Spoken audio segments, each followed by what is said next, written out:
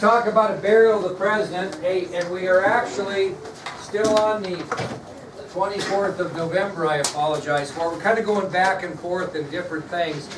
If you think about this, you try to put everything in sequential order, it just would get so much information you just never get her done. So anyway, we're talking about the burial of a president, and the first subtopic is very, very short, and that's the events of November 23rd. 1963, concerning the burial of the president.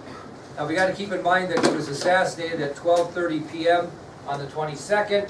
Lots of things happened. We talked about his body was flown back to Washington, D.C. They've already done the autopsy at Bethesda Naval Hospital, and they prepared the president for burial.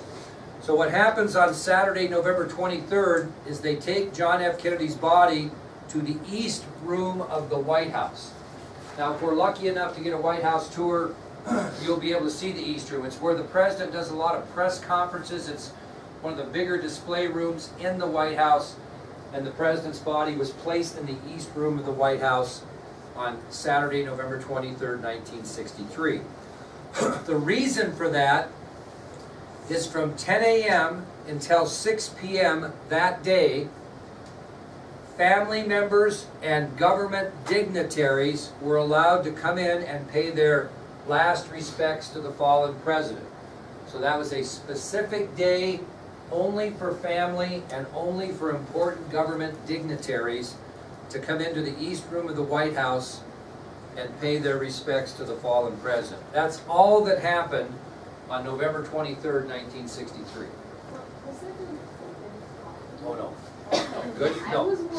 No, good. We'll talk about the opening and closing of it here in a minute, but it was not open yet.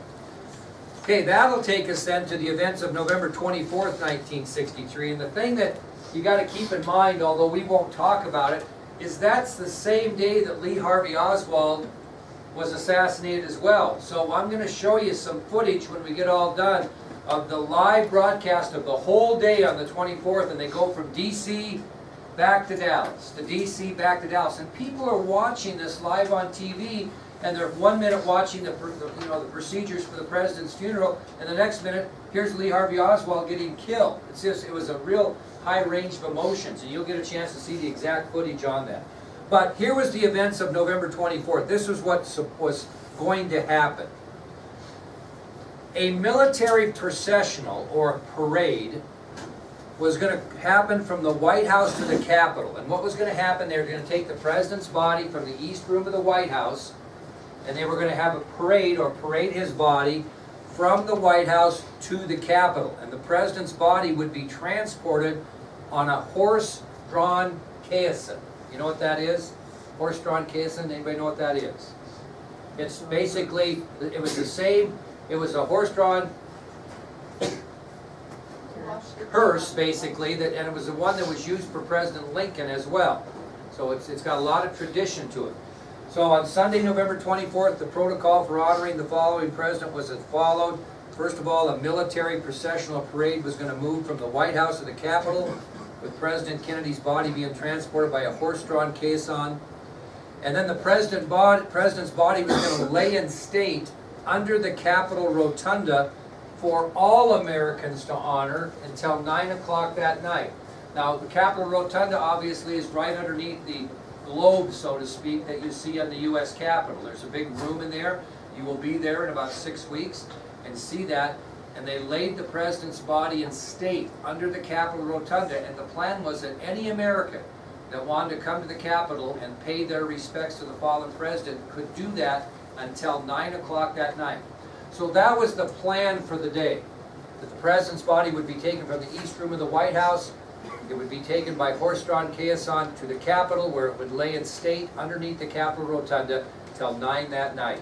Once 9 that night ended, the plan was they would take the president's body prepared for the funeral the next day. Okay? But some things happened that are interesting.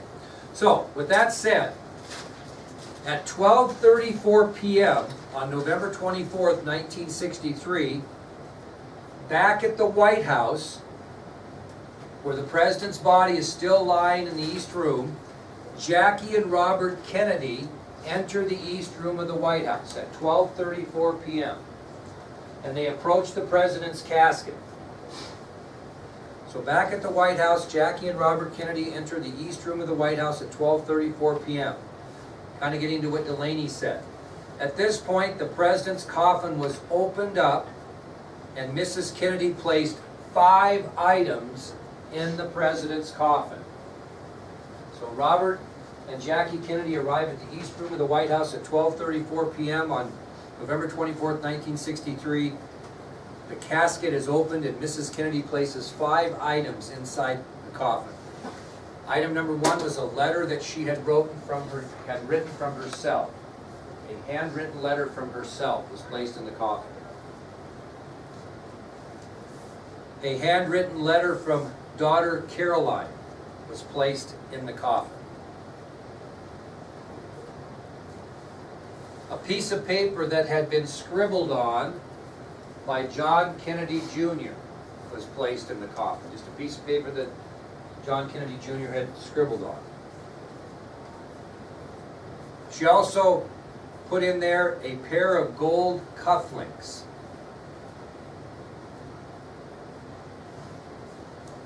And the final thing she put on in there was a scrimshaw that bared the presidential seal.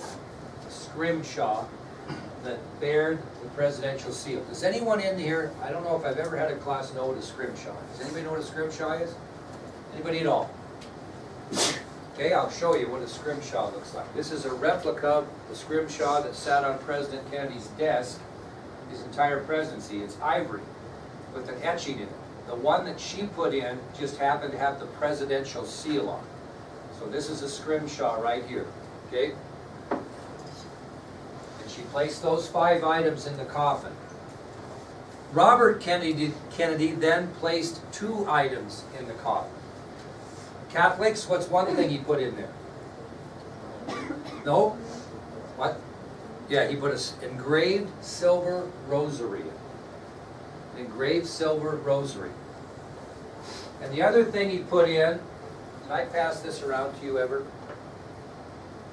Okay, he put in his PT 109 tie class.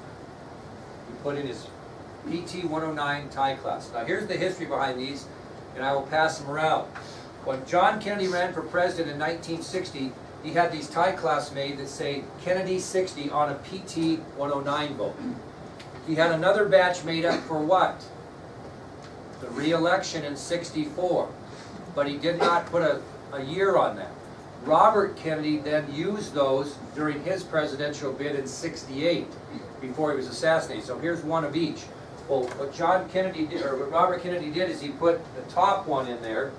He put in his PT 109 tie pin in the coffin. Now, this gets kind of interesting. According to Secret Service agent Clint Hill, who escorted Jack and Robert to the White House, Mrs. Kennedy at this point asked him to retrieve for her a pair of scissors. So according to Clint Hill, who escorted both Jackie and Robert to the White House that noonish, later stated that Mrs. Kennedy at this point asked him to retrieve a pair of scissors. So Agent Hill retrieved a pair of scissors for Jackie and then stepped out of the East Room of the White House. So Jackie Kennedy at this point asked Secret Service Agent Hill to give her a pair of scissors. He retrieves a pair of scissors for her and then steps out of the room. Hill later stated that he, from outside the East Room of the White House, heard a clip in the area of the coffin, and then the coffin was closed, later stating that he assumed that she had clipped a lock of the president's hair and kept it. That was according to him at a later date. Well, Jackie and Robert Kennedy exit the East Room of the White House, and that's when the president's casket was removed and placed on the horse-drawn caisson that was in front of the White House. So after Jackie and Robert Kennedy were finished with what they wanted to do, the coffin was closed. Jackie and Robert exited the East Room of the White House with Agent Hill, and the president's casket was removed from the White House and loaded on the horse-drawn caisson in front of the White House. At 1:08 p.m., this processional parade departed from the White House en route to the Capitol, where the president's body would lay in state until 9 o'clock that evening. So at 1:08 p.m., the processional parade departs the White House en route to the Capitol. And if you watch on this video, I'll show you there are hundreds and thousands of people lining up the route from up Pennsylvania Avenue from the White House to the Capitol. Everybody is lined up on the streets. It's incredible. Well, the parade reaches the steps of the Capitol at 1:47 p.m. The processional reaches the steps of the Capitol at 1:47 p.m.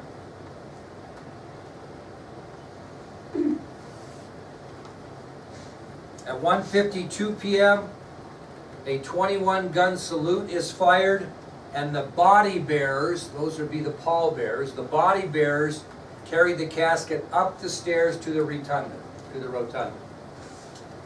So at 1:52 p.m., a 21-gun salute is fired as the body bearers carry the casket up the stairs to the rotunda.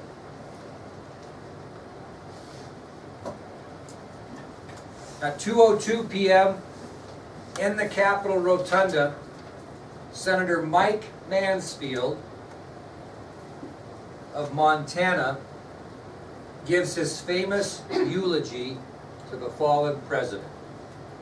At 2:02 p.m., in the Capitol Rotunda, Senator Mike Mansfield of Montana gave his famous eulogy to the fallen president. I'd like you to take that out, the handout I gave you. His eulogy was entitled, "In a Moment, It Was No More." If you take that out, I would appreciate it. Here was the eulogy that Senator Mike Mansfield of Montana gave at that time. You will see it on video. Think about what he's saying here. There was the sound of laughter, and in a moment it was no more. And so she took a ring from her finger and placed it in his hands. There was a wit in a man neither young nor old, but a wit full of an old man's wisdom and of a child's wisdom. Then in a moment it was no more.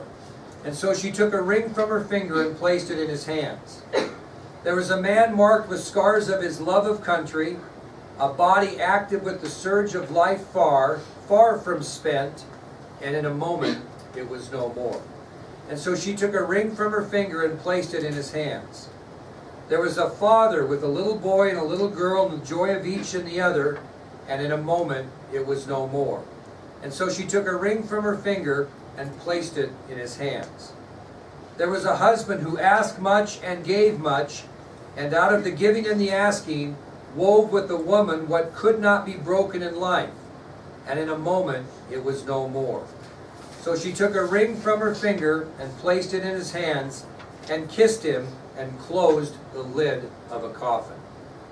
A piece of each of us died at that moment.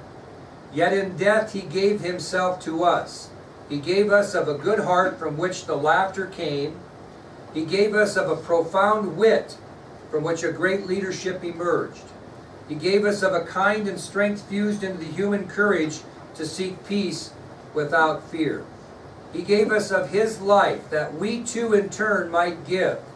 He gave that we might give of ourselves, that we might give to one another until there would be no room at all for the bigotry, the hatred, prejudice, and arrogance which converted in that moment of horror to strike him down. In leaving us these gifts, John Fitzgerald Kennedy, President of the United States, leaves with us. Will we take them, Mr. President? Will we have now the sense and responsibility and the courage to take them? I pray to God that we will. I was very good friends with Senator Mansfield for years. Until his death at 98, I would take my kids to Washington, D.C., where he worked for Goldman Sachs, and he would sit down for an hour and a half or 2 hours. It was unbelievable.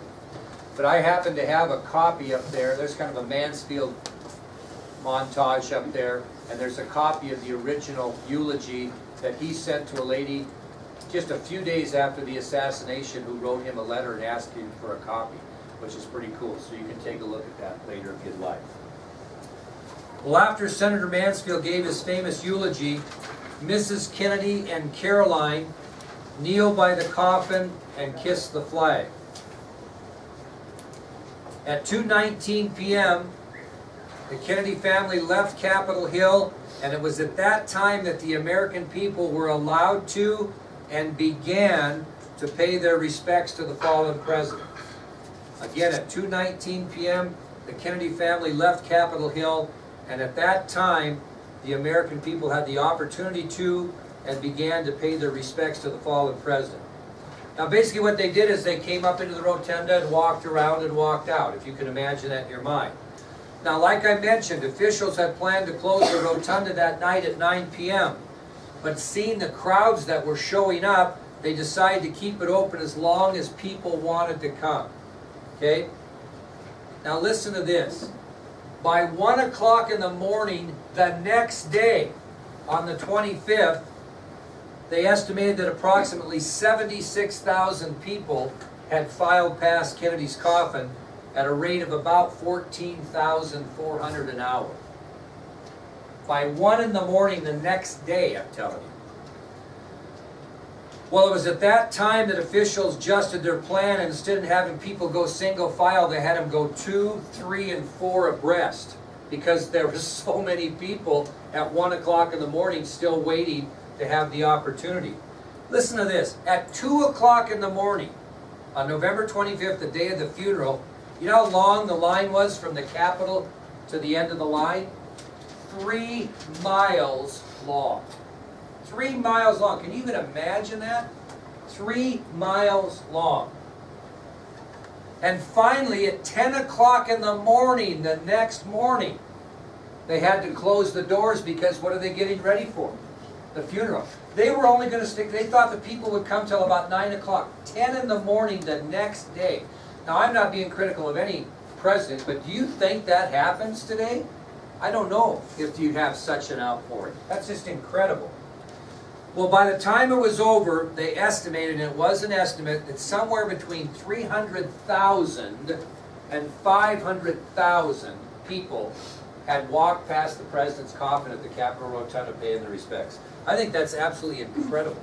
Just absolutely incredible. Well, that's going to take us to our next subtopic, which is the burial of a president. Now, what might be one of your first thoughts if you know the president has died and has to be buried? Where are you going to bury him? Okay? And that's an interesting scenario, because the big question for Jackie Kennedy after those horrific events in Dallas is where she was going to bury her husband, the President of the United States. And I'll tell you that most of the Kennedy family wanted the president to be buried in Massachusetts. Most of them did. But she is going to have the final say on it, respect from the family. And it's interesting why President Kennedy's buried where he's buried. And I'll tell you the story. 1 week before he was assassinated, President Kennedy visited Arlington National Cemetery. And you'll have this opportunity soon. And he stood at the front of the house known as the Arlington House, which is up on top of a hill, which was a home owned by Robert E. Lee that we talked about last year in class, that was turned into a cemetery, first of all, to disrespect Robert E. Lee, because they buried Union soldiers right in his garden.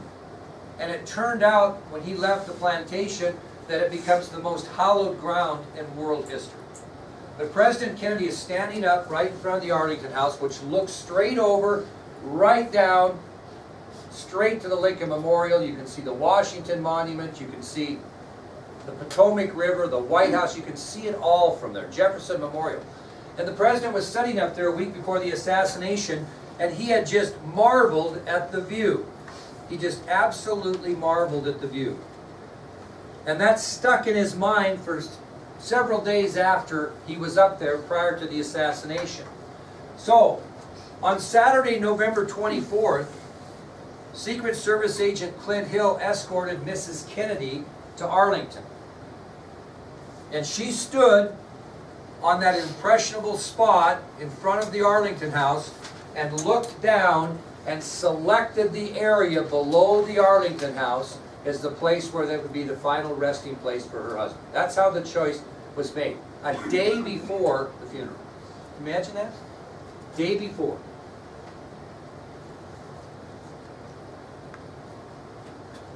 Well, as a result of this, on Monday, November 25th, 1963, President John Fitzgerald Kennedy begins his long journey to Arlington Cemetery. Remember, the rotunda closed at what time? 10 o'clock. At 10:40, 40 minutes later, Robert Kennedy, Edward Kennedy, and Jackie Kennedy arrived at the Capitol and entered the rotunda. At 10:40, on Monday, November 25th, 1963, Robert Kennedy, Edward Kennedy, and Jackie Kennedy arrived at the Capitol and entered the rotunda. All three kneel and pray at the casket. They slowly rise and leave the rotunda. And what happens at 10:45, Siobhan, do you think? What do they do with the president's casket? They remove it from the Capitol rotunda, and they're going to take it down the very steep steps of the Capitol and put it on the horse-drawn caisson for his journey to Arlington. Now, the men that would transport the president's casket were 9 men chosen. 8 men commanded by Samuel R. Byrd of the United States Army. It will be Samuel R. Byrd's responsibility to make sure those other 8 men properly and distinguishedly transport as body bearers the president's body where it needs to go.